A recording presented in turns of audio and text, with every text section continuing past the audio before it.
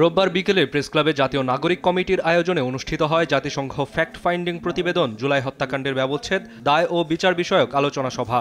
সভায় গণহত্যা নিয়ে জাতিসংঘের দেয়া রিপোর্টের প্রতি আস্থা জানিয়ে অতিথিরা একে গুরুত্বপূর্ণ দলিল হিসেবে অভিহিত করেন।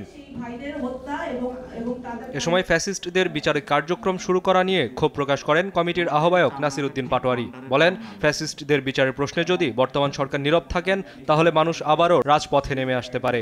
একই সঙ্গে বিচার ছাড়া সুষ্ঠু নির্বাচন সম্ভব নয় বলেও মত দেন তিনি। একই সুর সদস্য সচিব আক্তার হোসেনের কণ্ঠেও।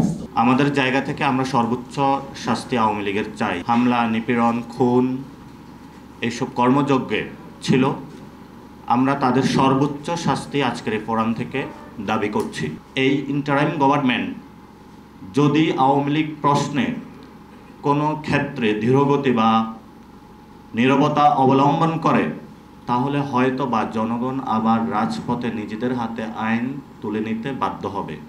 এদিকে বিচার যেন প্রশ্নবিদ্ধ না হয় তাই তাড়াহুড়া না করে প্রয়োজনে আন্তর্জাতিক আদালতের কাছে নিয়ে যাওয়াটা গুরুত্বপূর্ণ বলে মত ব্যারিস্টার রাশনা ইমামের। হ্রাস করা যাবে না, তড়িঘড়ি করে বিচার করলে হবে না।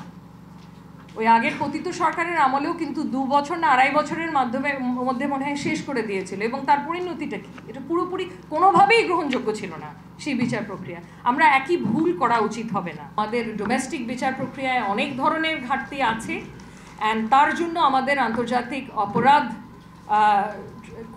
আদালতে যাওয়াটা অত্যন্ত গুরুত্বপূর্ণ।